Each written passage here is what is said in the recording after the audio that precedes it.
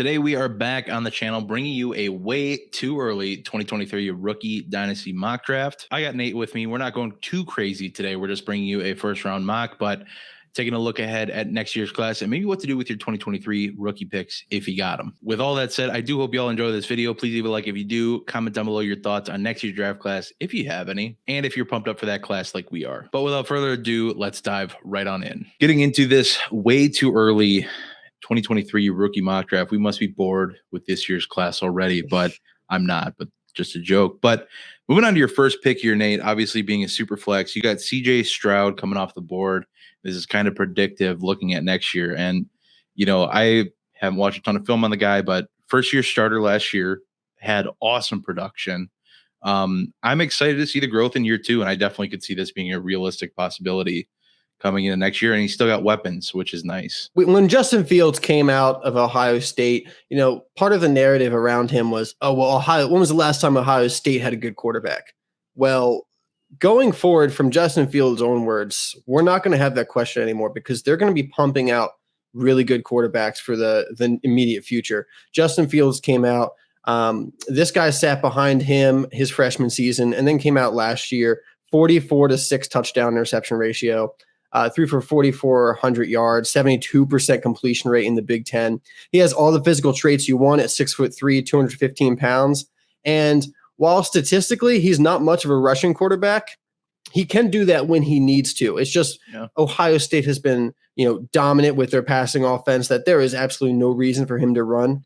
But when he needs to, I think we'll see that kind of unlock a little bit at the NFL level. But he's not going to be like a Kyler Murray, Lamar Jackson kind of guy. If he runs at all, it's going to be more like a Justin Herbert kind of rushing ability. But CJ Stroud, he's got the size, and that's why predicting a year out, I'm putting him above the other top quarterback in this draft class because, at 6'3", you don't have any concerns about his size as a quarterback behind the offensive line. And it seems like only up for CJ Stroud with the weapons that he continues to have at Ohio State. He's losing Garrett Wilson and Chris Olave, but we have another guy that he's going to be throwing to that we'll talk about a little bit later, plus a ton of young talent, so many five-star recruits in that wide receiver room. And Brian Hartline, the wide receiver coach for Ohio State, continues to recruit incredible players and develop them into NFL talents. And I love how you touched on the, hey, can run, but he won't have to fight the narrative of he's a one-look, one-read quarterback that he takes off. He's a throwing quarterback first, whose last resort is to run, and that he has that in his tool belt, which is nice. So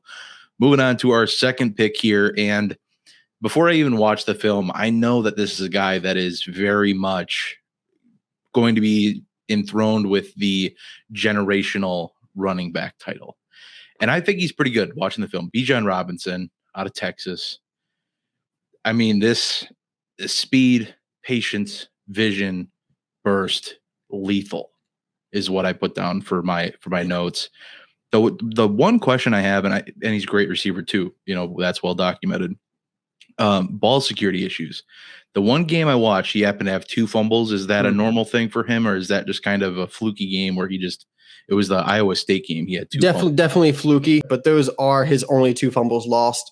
He only has 1 other fumble ever his freshman year, and he didn't lose that one. So definitely a fluky game. Okay. Just happened to be dumb luck then. But right now, I mean, and I don't have any disagreement here. I haven't watched enough film to have any.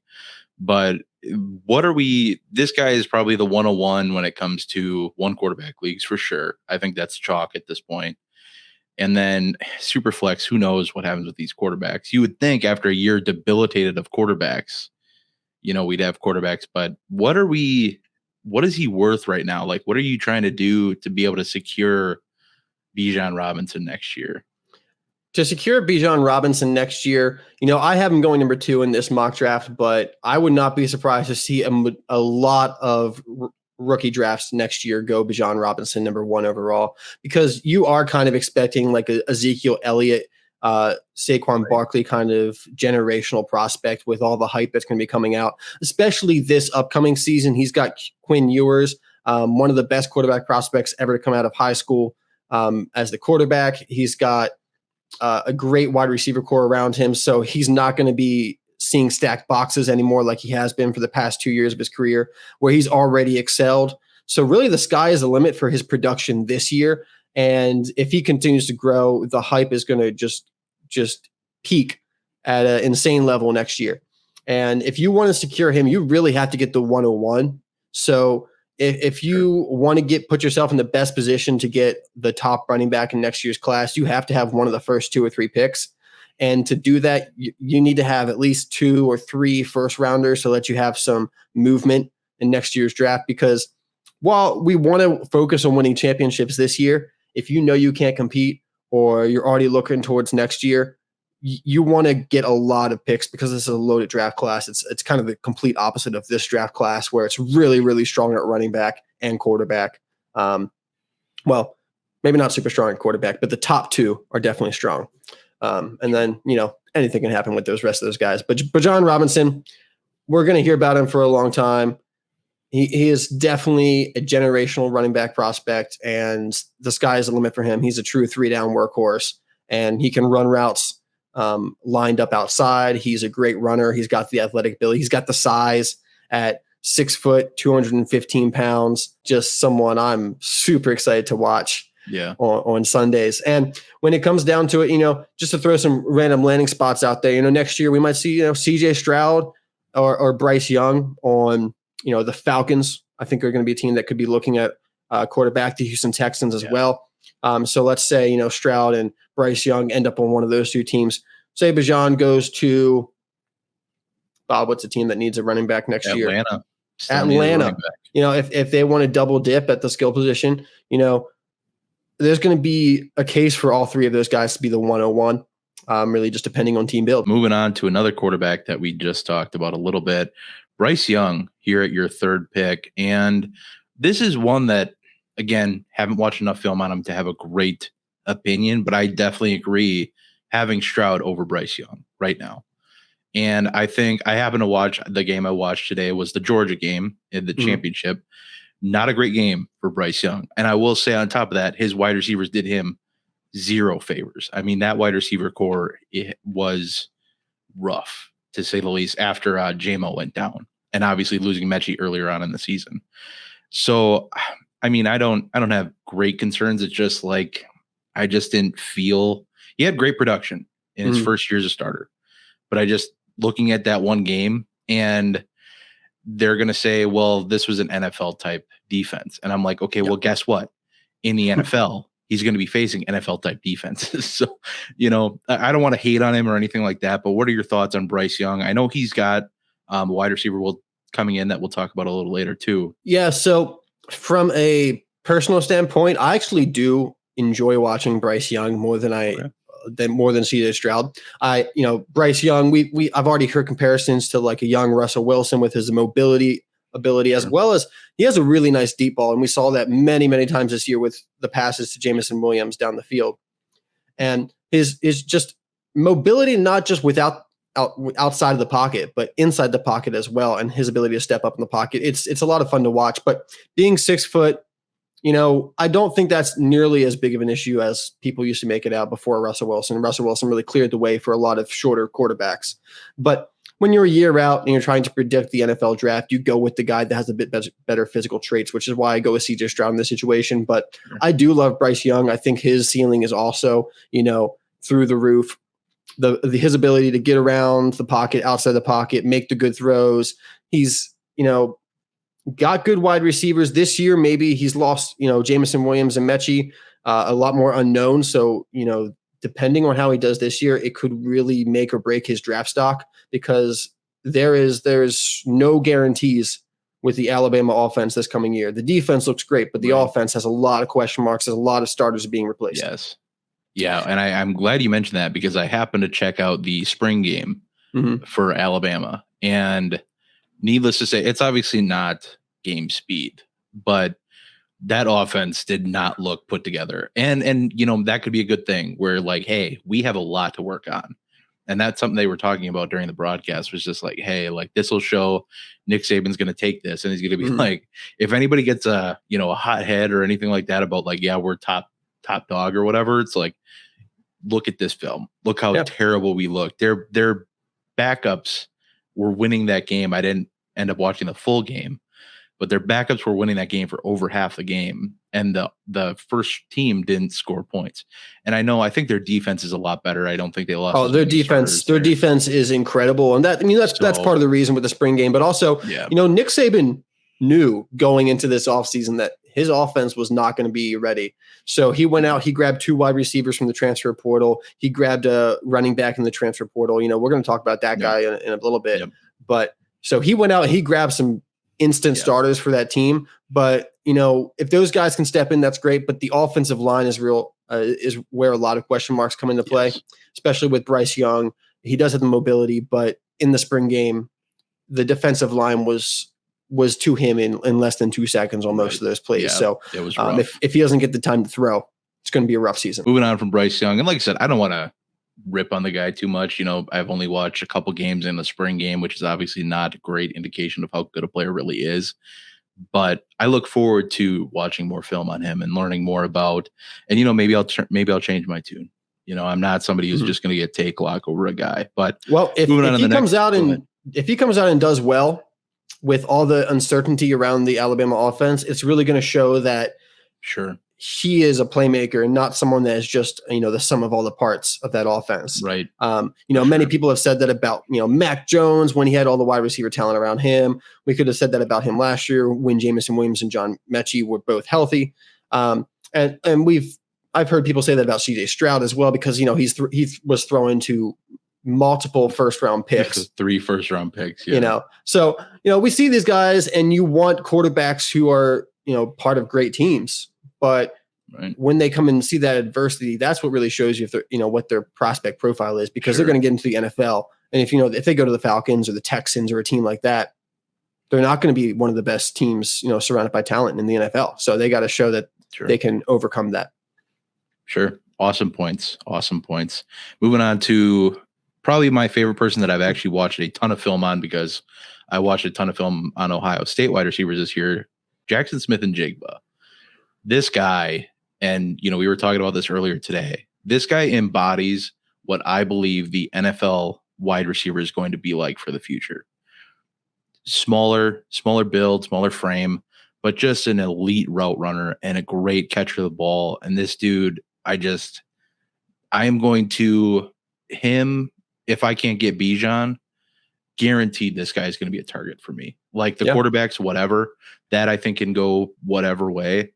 But this guy, man, I just am such a fan. Like I said, I've watched a ton this year.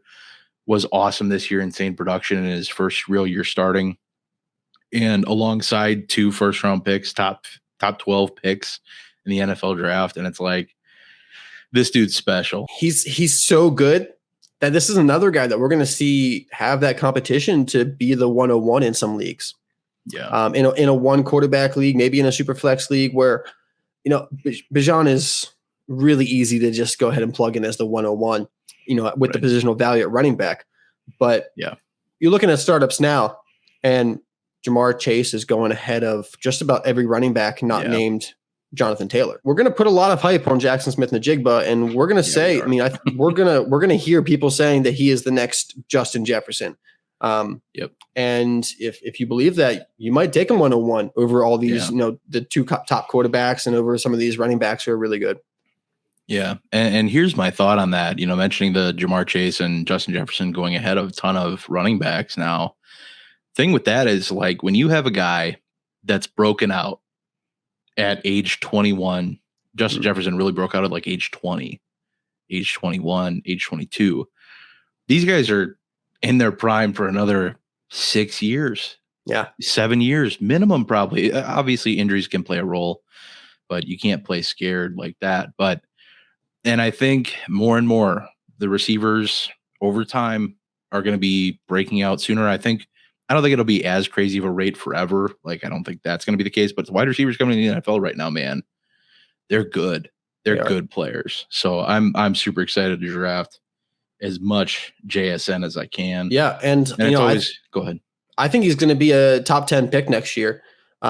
He played with definitely Wilson and Olave, who were both, top 20 picks in the NFL this year.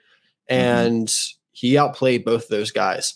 Finished the season with 95 receptions, 1,600 receiving yards, including Final game of the season against Utah, 15 receptions for 347 yards and 3 touchdowns, What a monster.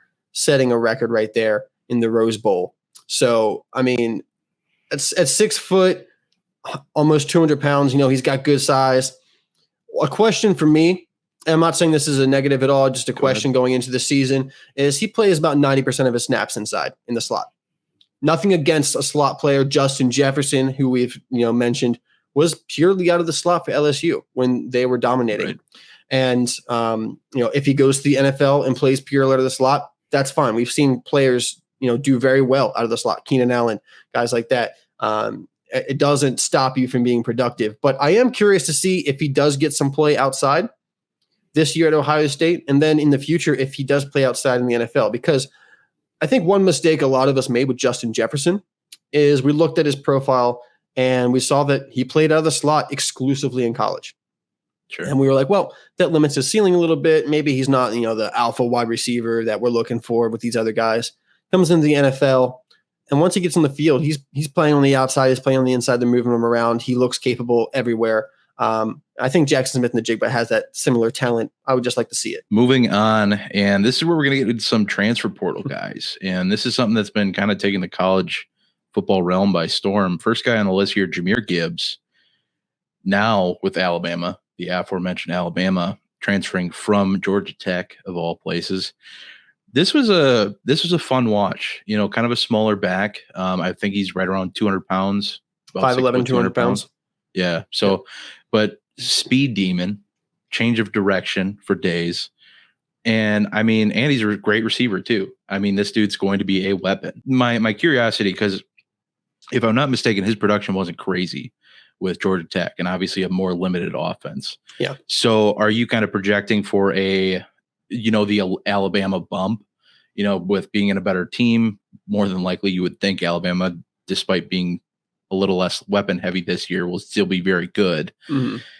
Are you kind of projecting that to push him up boards just because of that Alabama bump, like I mentioned? Jahmyr Gibbs is a player who, over the past 2 years, is a lot better than his stats show. And because, it's because of that Georgia Tech offense. It's, a team that isn't doing very well in its conference. But despite that, Jahmyr Gibbs is out there creating plays. He's still averaged over 5 yards per carry in both of his years with, a team that was often playing from behind. And what really sets him apart, he's a great runner and he's explosive. He can run inside, outside. I think he's going to do very well at Alabama. But what really sets him apart and makes him my RB2 is his pass catching ability. He's going to be compared a lot to Alvin Kamara because he is that good of a receiver, that good of a playmaker in space with his change of direction and burst. It's one of my question marks with him moving to Alabama. We haven't seen Alabama really use running backs in the receiving game, I think, as much as Jahmyr Gibbs should be used. So I want to see if Nick Saban continues to play his offense, Jahmyr Gibbs gets a couple, check downs and stuff, or does he make Jahmyr Gibbs, one of the main weapons of his offense and really gets him out in space, uses him out of the backfield on screens and stuff like that. If we see that, the sky is really the limit for Jahmyr Gibbs, because if they start getting him the ball in space on those little check downs and screens, as well as, using him on routes and lining him up outside, he is going to show that his versatility is perfect for the modern NFL. He can be a 3-down running back and a playmaker that, seriously, for fantasy football, with that PPR upside, really could be a top running back in dynasty leagues. If he can show that off Alabama and they use him correctly, the sky is the limit for him. If he doesn't get used in that manner, you still know the receiving ability is there because he's done so well at Georgia Tech in the past couple of years. And I think he still has a chance to kind of sneak into the back end of the first round with the Alabama bump. But otherwise, he's definitely a bona fide day 2 running back. And he's going to be someone that a lot of players are going to be excited about for dynasty. Moving on to what I've learned is kind of one of the more controversial names. Yes. Or has a lot of drama, I guess you could say, around him. I like the player. I like this film. What he does on the field, I think, is pretty solid. Zach Evans, TCU transferred to Ole Miss. Smaller build again. Quite a few guys in this draft at running back have a smaller build, at least several of the guys on this list that we have here today. With the field stuff, like I said, I'm I think he's pretty solid. And the cool thing I think with him is when he mentioned wanting to transfer, he's like, I can do more. I need to show that I can do more. And he's very careful to try not to crap talk to TCU too much. And I just thought that was fun. But I like that he's like, I'm going to go to a harder team or a harder conference to play in and not be seen in a weak conference, quote unquote. So tell me a little bit about the drama, what you think of it, if you're concerned really, or if you think that's just going to be noise when we get into the actual draft cycle. I'll be honest, I'm a little concerned. Oh, whenever there's anything, you always kind of, peek your head up and you look around and you try to see if there's anything there. And I don't think this is anything too big where I'm going to be dropping him down my draft boards or anything. At the end of the day, he is a very good player. But, there was some drama with his recruiting and, actually getting to TCU. And then when he was there, he was, he had some issues with the coaching staff. He decided to transfer. He's transferring to Ole Miss now. There was rumors that one of the reasons he was transferring to Ole Miss, and power to him for this, but he didn't want to be used as a workhorse running back in college. He wanted less touches because TCU was going to run him into the ground, and he wanted to, just get like 10, 15 touches a game, preserve his body for the NFL. He's already looking to the NFL. He's setting up his pathway to the NFL. And I'm not saying that's a negative. I'm not saying necessarily that's a positive. It's just kind of, it's interesting, to see a player who, doesn't want to be out there for every snap. I'm up in the air. I'm up in the air about Zach Evans. And that's why, I might not be drafting him at this point at the 6th overall pick next year, but he does have the chance to really explode. He's super athletic. He's got the receiving ability. He's a good runner. He's definitely one of the better athletes in this draft class. So the sky is the limit for him. He'll probably do really, really well at next year's combine and blow up after I think that. We're going to have a lot of that. Ole Miss is going to give him the opportunity to really show off his receiving ability. Sky is the limit for Zach Evans, but I do have my concerns. Not necessarily, I wouldn't say red flags, but I'm a little hesitant to rank him as, one of the top running backs in this draft class. If all the drama goes away, we're not going to worry about it. What happens when you're 18, 19, we've all been there. Yeah, well, and that was in one of the articles I read was like, hey, these dudes are 18, 19 dealing with the pressures of, and not everybody's built for it right away. Like it's something you kind of got to roll with the punches that if you miss one and you get socked in the mouth, now you're going to get blackballed for the rest of your life because of, one odd situation. And this is something I know the old whites are going to have a field day with. I know it's going to happen, especially if anything happens at Ole Miss. Not going to root against the guy, though. I definitely see the talent. Everything on field checks out for me in just a couple games watched. But real quick, with all these transfers, and I know we've kind of had, last year, the two transfer darlings being Kenneth Walker and Jameson Williams. Do we think that's always going to be the case? Because my thought process is they are going and getting this guy. This guy wanted to go to this school, when they maybe didn't have a lot of opportunity coming out of high school. Is there ever going to be a time where there's like this transfer slump, quote unquote, where they have to do another year? Because that's another thing with all these guys. They'd all be early declares, if I'm not mistaken. They're all going into their third year of eligibility, I believe. So is there a chance that some of them stay because of that? Or do you think they're all going to be full bore through the transfer portal and on to stardom?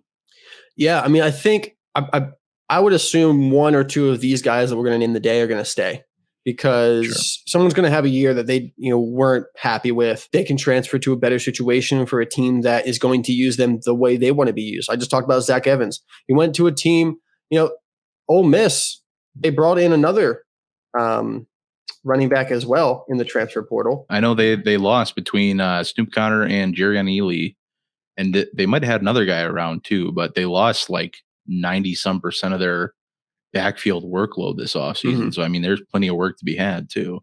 Yeah. They also brought in Ulysses Bentley, the fourth from SMU, who is not at the talent level of Zach Evans, but he was a fun receiving back that SMU used, and he had some explosiveness his freshman year.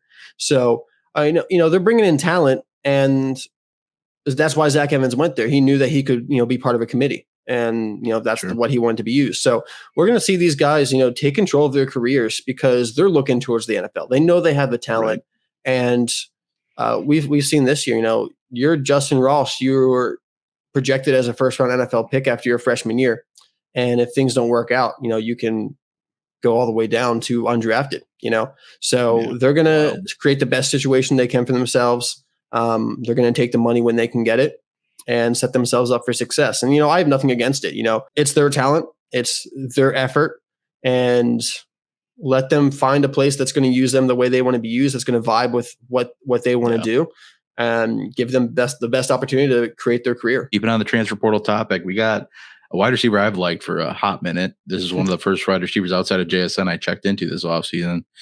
Jordan Addison, now from Pitt to USC, the great migration to USC, turning into a powerhouse overnight over an offseason.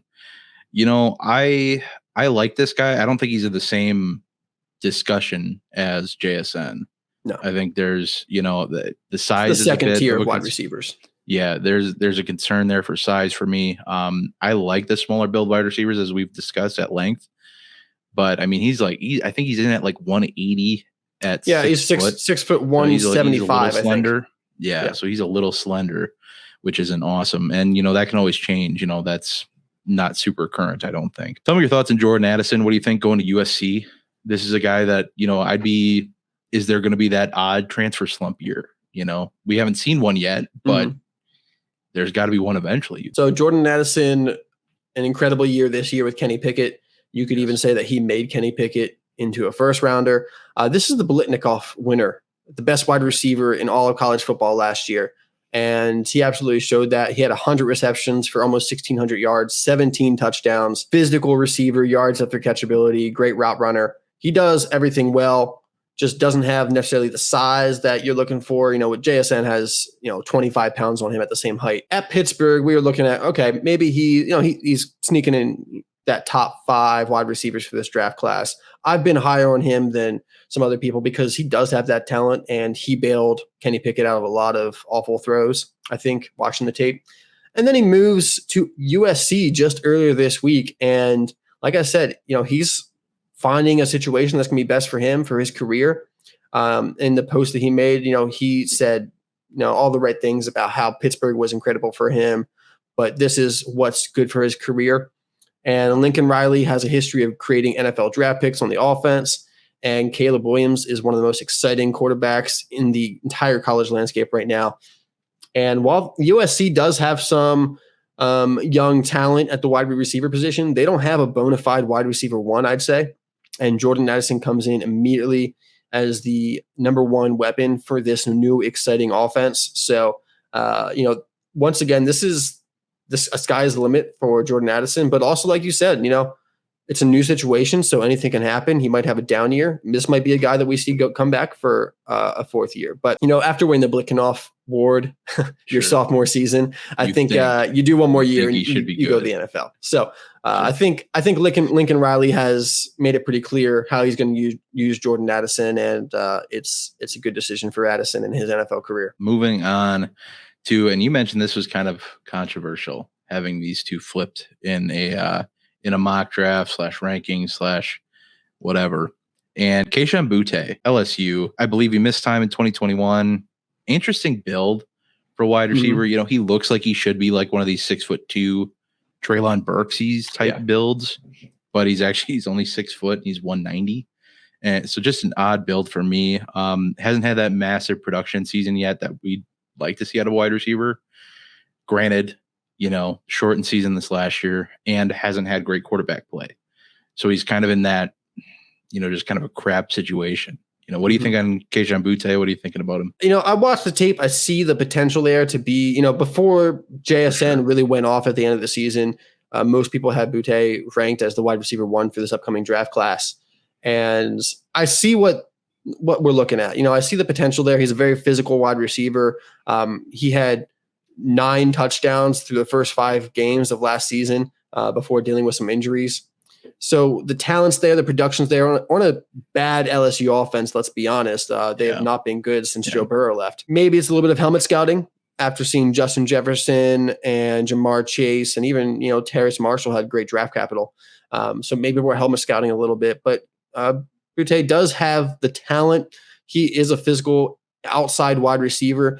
I was talking to you earlier today. He seems like a little bit of a tweener, though, between his play style and his actual size. He definitely plays bigger than his size, but I wouldn't say he's absolutely dominant like you're kind of hoping he would be. So I would just say, production-wise, we're definitely looking for more, but we do have to take in the context of the LSU offense is not good. And we are hoping they take a step forward this year. They did bring in some transfer players for their offense, and they do have some young talent, some good recruits at the wide receiver position to kind of maybe free up Boutte with coverage. But until we see it, I'm not going to project it. This is a player that could have a really good year and cement himself as one of the top wide receivers in this draft class. But if he doesn't have a good year or continues to deal with injuries, there's going to be a lot of question marks on the table when he declares for the NFL draft. Not having that good offense around him for a lot of people is just going to sound like an excuse why he wasn't good. And then I see the Twitter beef already of, well, he didn't have a good offense around him. Well, he's just really good. Or he's not. But moving on. Treylon Burks didn't have a great offense around him for a while, and he still produced at pretty good levels. And we've seen many players who are the best, the big fish in a small pond, we've seen them produce. And, maybe Boutte is that. I'm just looking for him to take the next step before I crown him as one of the top wide receivers in this next draft class. Yeah, no, and I don't think anybody can or should blame you for that. I think that's good process of, wanting to see some production, full seasons, all of that. I think that's more. It would be nice if you had anybody that throwing the ball that could get it to the right zip code. Moving on to another exciting running back and a fun running back, Sean Tucker out of Syracuse. You were mentioning this was an interesting guy that didn't transfer. Yes. Just because he could probably go anywhere. And looking at his production, man, he had a good year, to say the least. I mean, smaller build again in that 5'10", 210 frame. Yep. So smaller. I comped him to Shane Vereen. I'm telling you, dude, you go watch the film and tell me he doesn't remind anybody of Shane Vereen. I'm definitely number scouting, but he has the same exact build too. So fight me. But tell me your thoughts on Sean Tucker. What do you need to see out of him this year? What do you hope to see? Are you pretty confident that he's going to declare this year? Yeah, I mean, I really hope he doesn't spend 4 years at Syracuse, because that would just be a waste of talent. Like you said, I really thought he was going to transfer this year, because Syracuse is not really a premier destination for running backs and NFL prospects. But speaking of big fish in a small pond, he is that team's offense. We were talking about Jahmyr Gibbs being, a really good player on a not great offense. He's a guy that transferred, and look, he ended up at Alabama, one of the best programs in the entire nation. Now, Sean Tucker last year for a Syracuse team that, wasn't great, I'd say. They were sixth in the ACC, and ACC is not necessarily a premier conference anymore, especially with Clemson not being nearly as good as they used to be. But even with his team being behind a lot, ran for almost 1,500 yards, 12 touchdowns, averaging over 6 yards per carry. He's explosive, and I think that's what is really exciting about him. He's got the speed to destroy any defense. There's rumors that last offseason he ran a 4.25 40-yard dash. And the rumors this offseason is that he looks even faster than he was last year. There is so much hype coming out of Syracuse from the coaches and all the beat writers that Sean Tucker just continues to get better and better. And I think this is a guy that, because he goes to Syracuse, he's going to be underrated all throughout the season, all into next year's draft class. And I think the NFL is going to take notice of him. He's going to be a day 2 running back. As soon as he gets on the field, I think he's going to explode. I think this is a guy that's chock full of talent, just needs the opportunity. He is absolutely outproducing what he should be at Syracuse. This is one of those guys that, when we look at players on teams that face, lesser competition, it's still a Power 5 school, but when you're playing the ACC, it's a bit different than playing the SEC or the Big Ten. And he's out there dominating his competition without all the support of the Alabamas, the Ohio States, and those, highly rated recruits. Just a guy I'm really excited about. And I think, projecting forward, he's going to, as long as he does, just as well as he did this past year, any improvement would be incredible. He's going to be a great sleeper going to next year, and a guy that, might not be a sleeper for very long. No, I agree. Well, especially if he goes and does a 4.2 anything at the combine. If he does that, then we might be talking first round. He'll be RB1 in drafts before you know it. There'll be some narrative around Bijan Robinson not being good enough to be the 101 anymore. I will say while you brought it up that I can guarantee you at some point next offseason there will be prospect fatigue with Bijan Robinson. Yep. And you're going to have someone put in a different running back, 100%. Number one. Don't listen to it. And no, don't. This dude's good. Moving on to another transfer. Shocker, we have a lot of those here. Jermaine Burton. I didn't get to watch a ton of film on him. Wasn't nothing too recent. Wasn't heavily featured in that Georgia offense by any stretch. So tell me your thoughts on Jermaine Burton. Give me a little background. Limited production so far, like I mentioned. Wasn't really a focal point of that offense by any stretch. But Alabama went out and got him. And it looks like they are planning to use him heavily. It is what it sounds like to me. This is definitely a projection by me. I'm a really big Jermaine Burton fan. I don't think most people would have him in their first round mock for next year. He was very talented, but the Georgia offense was not very kind to any wide receivers. So the production is quite honestly not great through 2 seasons, but the talent is there. And if he was staying at Georgia, I probably wouldn't be projecting him here at this point. But with him transferring to Alabama and them having no starters return, no one in there ready to take on the number 1 role, I think they brought Jermaine Burton in with that in mind. He is, and so far out of the spring camps, he is, everyone's raving about his ability. I think Nick Saban was very fed up with the young wide receivers at the Alabama program last year. Like you said earlier, they really let them down in the championship game when they were called upon. So he went out, he grabbed some veteran wide receivers, and I think he's very excited about using Jermaine Burton. And when I'm looking forward, Jermaine Burton is going to be the wide receiver 1 for the Alabama offense, featuring Bryce Young, Heisman winner, as his quarterback. Looking at that, I don't see why Jermaine Burton doesn't end up with, easily over 1,000 yards next year, double-digit touchdowns. You could say like 70, 80 receptions. And if he puts up those numbers, he's going to be a first-round wide receiver coming out of Alabama. People aren't going to be worried about the 2 years he spent on a run-first Georgia offense if he goes out there and just produces great numbers with Bryce Young in the Alabama offense. So I'm looking for that to happen. And if that happens, you're going to see him at this spot right here. He's going to be one of the top wide receivers in next year's draft class. He has the size. At 6 foot, 200 pounds, he plays bigger than his size, similar to like Butte, with being that outside receiver. And he offers some yards after catchability, which I think is impressive for his size. So a guy that I think is going to take the next step up with this transfer. Watching that spring game, the 2 big topics of this, or 3, I guess, was the concerns with the offensive line was up there. Mm-hmm. And then it was Jahmyr Gibbs and it was Jermaine Burton. Those were the 2 big, like, hey, this team, this program is pumped to have these guys. Yes, definitely. And I think that's something to take into note, especially with the transfers in general, is like they went out, got these guys. I think that means a lot in college, especially with this transfer portal being a new thing. Moving on to a running back and we've had this discussion a little bit before, Tank Bigsby, who I just feel like was a darling for a while. I'm not a Devy guy. I've been very vocal about that. That's not my thing.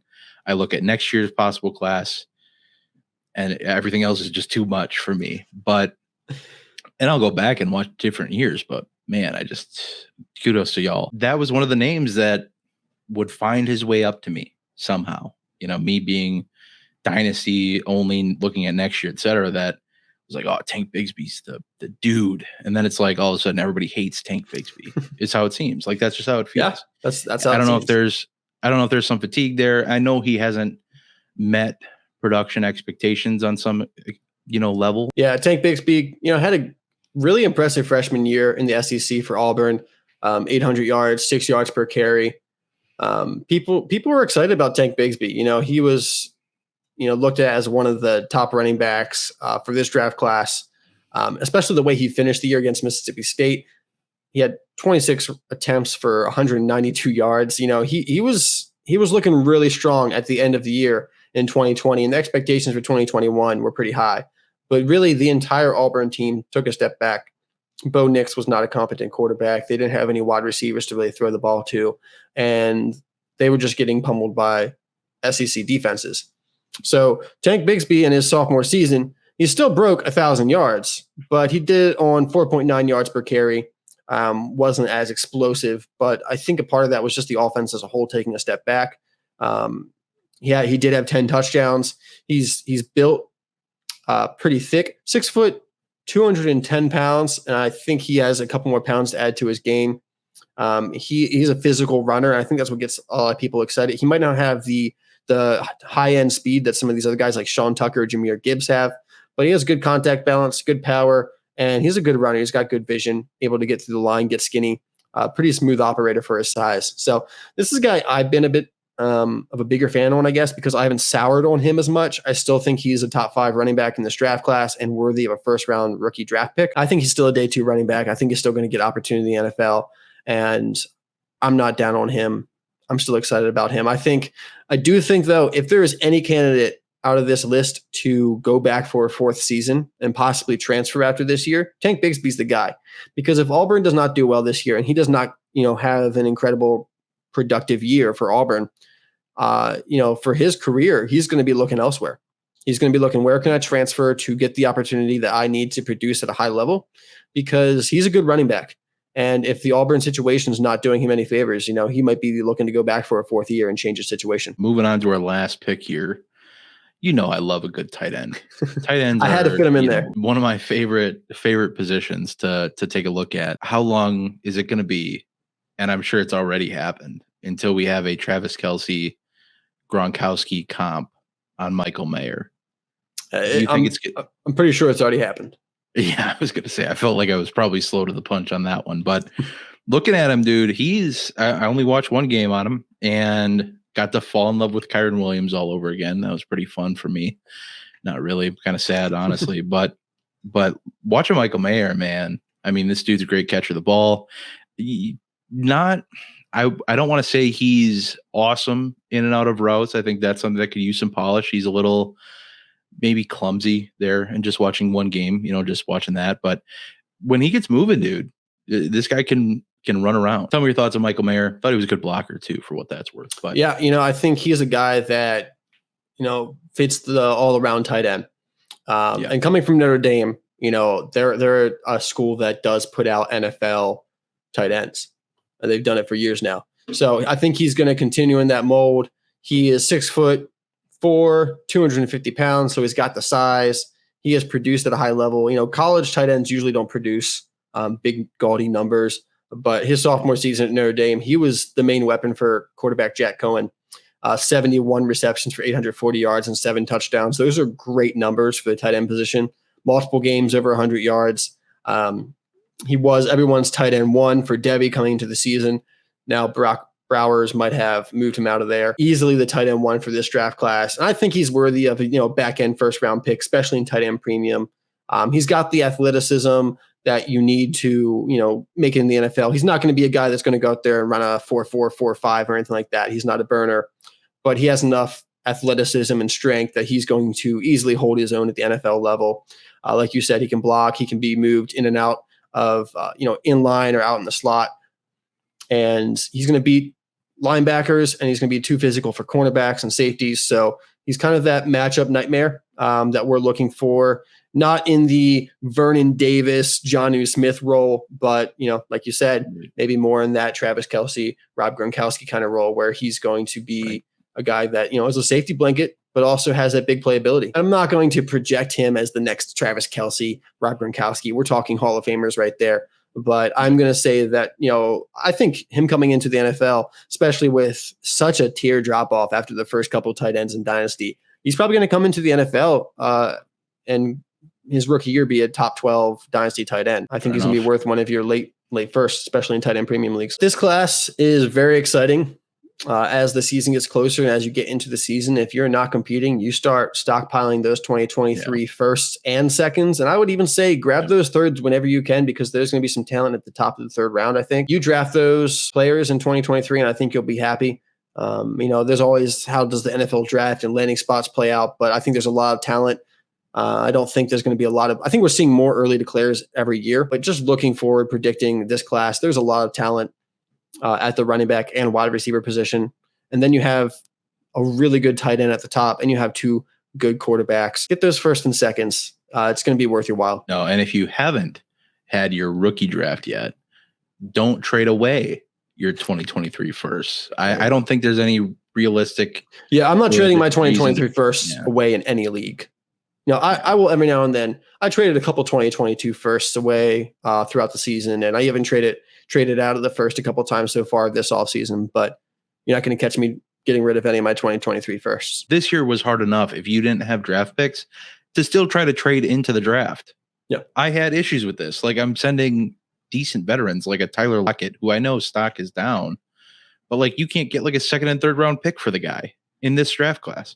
Imagine what you're going to be able to get next year if, say, you don't like a guy on the clock, you're a competing team in the second round. There's potential there, and not everyone's necessarily as dumb as me trying to trade into the second and third round with Tyler Lockett. Get those 2023 picks if you can. If you can't get those, maybe start buying into 2024. Well, that is it for today's video. I do hope you all enjoyed. Please leave a like if you did. Comment down below your thoughts on this video. And if you want even more insight on the 2023 rookie draft class, head on over to patreon.com/Dynasty Rewind, where Nate has his Devy rankings set all the way out to 2025, helping you know what year to buy draft picks in and what year to sell your draft picks in. If you haven't had your rookie draft yet this year, I do hope you check out the playlist up here, diving into all the need-to-know strategies you need for your 2022 Dynasty rookie drafts. And if you're looking to get a little better at Dynasty Fantasy Football or want to hear some of our favorite strategies, check out the playlist right below. But hey, with all that said, me and Nate are out. We will see y'all in the next one. But until then, y'all have a good one.